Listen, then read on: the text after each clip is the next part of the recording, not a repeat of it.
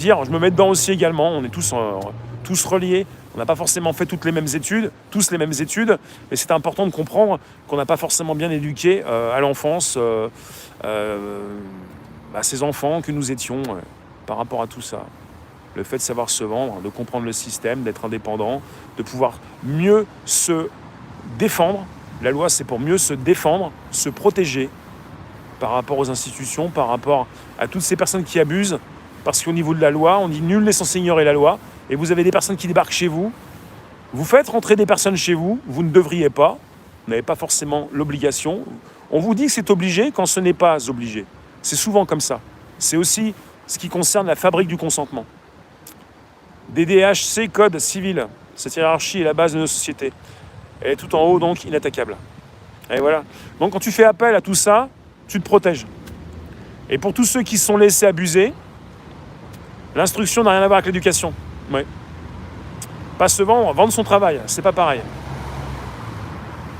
Je préfère se vendre, mais j'aime pas ce mot, mais pas vendre son travail, mais savoir bien communiquer, quoi. Se vendre, c'est aussi bien communiquer, bien proposer qui on est, pas simplement son travail, se mettre en valeur. Ouais. Enfin, on est d'accord, je pense, on est d'accord. Enfin, très souvent d'accord. Ce sont les prostituées qui se vendent. Ouais, je sais que savoir se vendre, c'est pas le bon mot. C'est très percutant et quelque part, c'est pas ça. Mais ça veut dire quelque chose. Donc si ça résonne en vous, ça vous fait réagir. Bienvenue pour ceux qui arrivent. N'hésitez pas, vous pouvez inviter vos contacts. Monnayer son savoir, c'est un échange de services. Mais vous avez raison de ne pas aimer le mot. Il n'est pas très aimé. Moi non plus, je l'aime pas. J'aurais pas dû dire ça. Je vous fais réagir, c'est très bien. C'est-à-dire que savoir, justement, bien se positionner, bien proposer qui on est, et puis se faire apprécier pour après que la personne vous demande ce que vous avez à lui apporter. Voilà, c'est plus précis. Bon, je vais pousser un petit peu là, parce que sinon ça pique un peu là. Pour ceux qui arrivent, on parle de quoi ? On parle du texto, du SMS du président, très vulgaire, très grossier, les deux.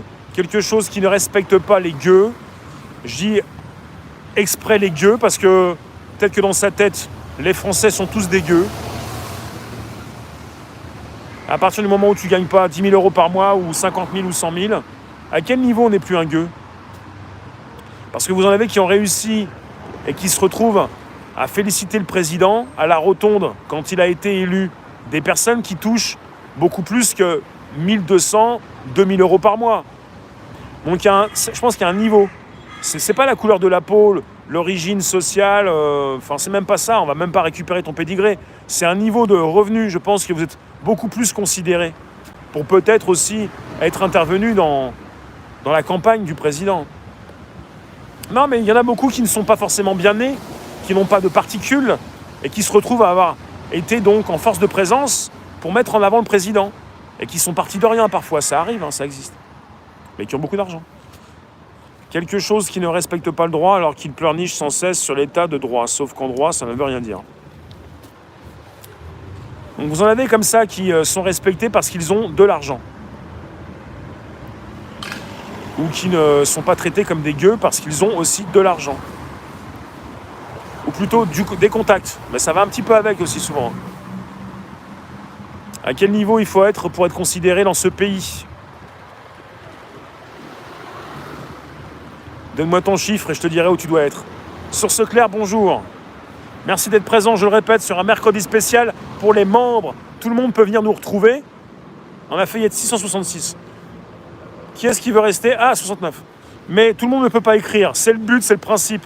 C'est brutal, mais c'est comme ça. 100 000 euros par mois ? Non, mais quand tu fais partie de la newsletter, quand tu fais partie de ceux qui participent, qui ont mis la main à la poche, et de tous ceux qui t'ont mis en avant, tu as donc certainement quelque chose à leur dire, mais tu ne pourras pas leur dire ce qu'a dit un petit peu le président dans ce texto, dans ce SMS, parce que tu considères pas bien les gens. Absolument, Dany. L'argent est un outil, pas une fatalité. Et ne doit pas être une obsession. Alors, ça vous dit un petit temps fort ? Moi, ça me dit, et vous ?